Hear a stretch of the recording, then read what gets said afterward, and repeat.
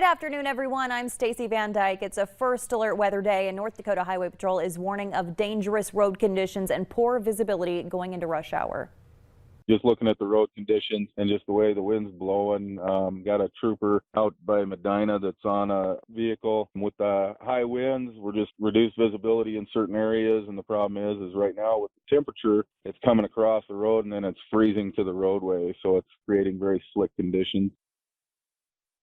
Let's now go straight to Chief Meteorologist Hutch Johnson for a rundown of what we can expect this evening. Hutch? Stacy, thanks so much. Good evening, everyone. As we head into the evening hours, the National Weather Service has hoisted a blizzard warning for our Red River Valley counties of Minnesota. Check this tower cam time lapse out of the wind lofting snow. This is not new snow. This is wind that's picking up the snow, blowing it across the area, reducing visibility to zero at times. So first alert weather day continues. Here's the latest on what we have going on. Clearing skies right now, trying to peek their way into eastern North Dakota. Here's the leading edge of the cloud cover pushing off into Minnesota, and the radar is picking up a few echoes here.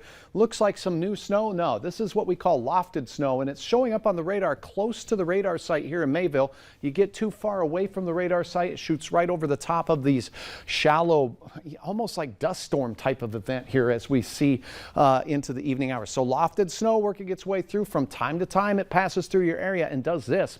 It's reducing visibility to under a mile, and in fact zero at times taking place right now. 1 in Devils Lake, 0 Cooperstown to Carrington, and the James River Valley has been the worst with the visibilities throughout the period. But we do have, even into Minnesota, very challenging visibilities. Mahnomen reporting 0 visibility as well. So don't go anywhere if you don't have to travel. If you do have to travel, make sure you tell others your plans and pack that survival kit. Blizzard warning for these areas until 9 o'clock, but the gusty winds will last well into the overnight hours. Our next concern after the blizzard conditions and dangerous travel with icy roads, as you mentioned off the top, Stacy, is wind chills down to 40 below tonight for most of the region. Now, hour by hour forecast details coming up on when this wind does settle down, but we definitely have some challenges ahead of us in the next, well, 1 to 7 days. All right. Thanks so much, Hutch.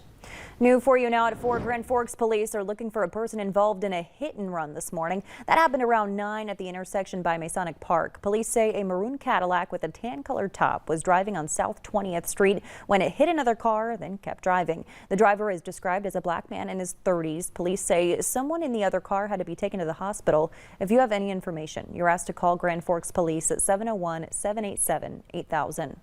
Also new at 4, officers responded to a reported stabbing in an apartment last night. That happened in the 1700 block of 40th Street South around 10 o'clock.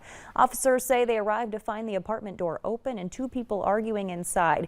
They say 35-year-old Terrence Lee Stevens Jr. was holding a sharp object, but officers convinced him to put it down. Stevens was arrested and has been charged with felony aggravated assault. A victim was found in the apartment with cuts on her body.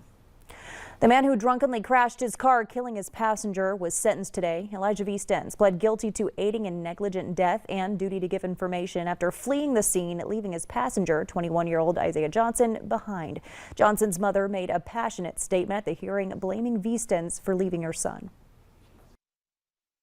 We both have a huge hole in our heart that will forever be empty. You took him from us.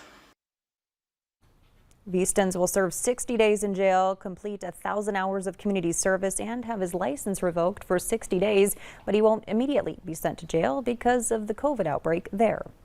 A Moorhead home was badly damaged from a fire earlier today. Crews were called to the home just off 20th Street just before 4 this morning. The homeowner said he woke up to the smell of smoke and saw his car on fire in the garage. Well, we went back in to just make sure everybody was going to get out, and then to call, and I didn't grab clothes fast enough, but everything will be fine. You know, it'll work out. Everybody's good. Yep, everybody's good. It's just kind of a wake-up call, you know. Be ready. You know.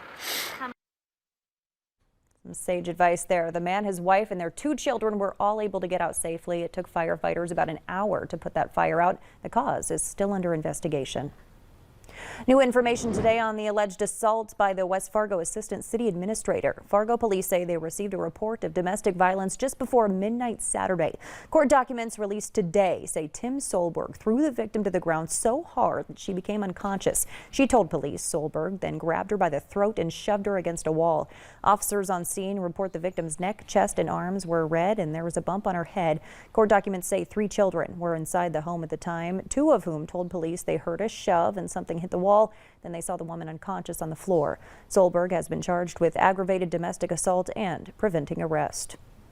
A woman was arrested for DWI after officials say she tried to beat the train in New York Mills, Minnesota Saturday. The Otter Tail County Sheriff's Office says officials watched the train hit the back of her car.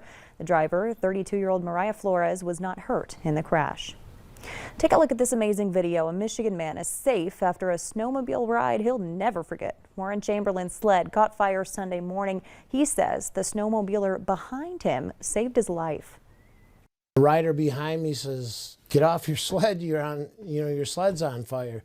So I jumped off the sled, and then right away he tackled me and threw me in a snowbank and said, "You're on fire." Chamberlain says he has no idea how that fire started, but he's thankful to be alive. Earlier today, Fargo City Commissioner Arlette Preston announced she's running for mayor. Right now, her only official challenger is state lawmaker Shannon Roars-Jones. Preston was elected to the City Commission in June 2020. She previously served on the City Commission from 1992 to 2000. And the Fargo City Commission met today to receive a report from Fargo Police Chief David Zabolski about the number of officers that have left the force since he took over as chief. The discussion got heated, with Commissioner Dave Pepcorn questioning community safety and the mayor. No, I'm not finished. I'm sorry. I think this is a very much of a concern. All the rest of the commissioners, we should have known about this, but we do rely on, we all have liaison appointments, and our job as a liaison is to be connected with that, whoever that liaison is. I'm engineering or planning, or do you get what I'm saying? You weren't doing your job. On Sunday, Valley News Live released an investigation into the Fargo Police Chief Dave Zabolski, with some officers calling out his, quote, toxic leadership. We'll have a full report on what came out of today's meeting tonight on Valley News Live at 6. Senate Democrats are pressing forward on voting rights bills, starting the debate today. However, the legislation faces a major roadblock, since not all Democrats support changing Senate rules that would allow lawmakers to pass it with just a simple majority. Natalie Brand has more from Capitol Hill. A group of voting rights advocates demonstrated outside of the U.S. Capitol, while inside, Senate Democrats are moving forward with debate on legislation they say will make the ballot more accessible. The public is entitled to know where each senator stands on an issue as sacrosanct as defending our democracy. Democrats will huddle this evening to discuss next steps, with a procedural vote planned as soon as Wednesday. But Republicans are expected to block it from getting the required 60 votes in the evenly divided Senate. This is about one party wanting the power to unilaterally rewrite the rule book of American elections.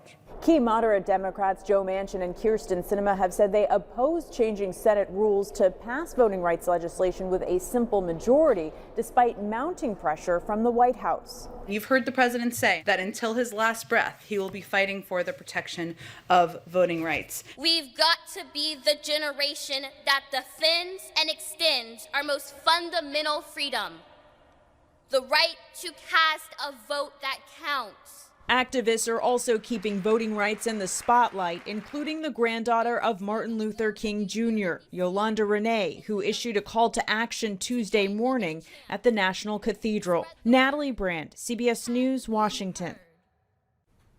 According to the Brennan Center for Justice, 19 states passed laws to restrict voting last year, and more states are expected to pass bills this year.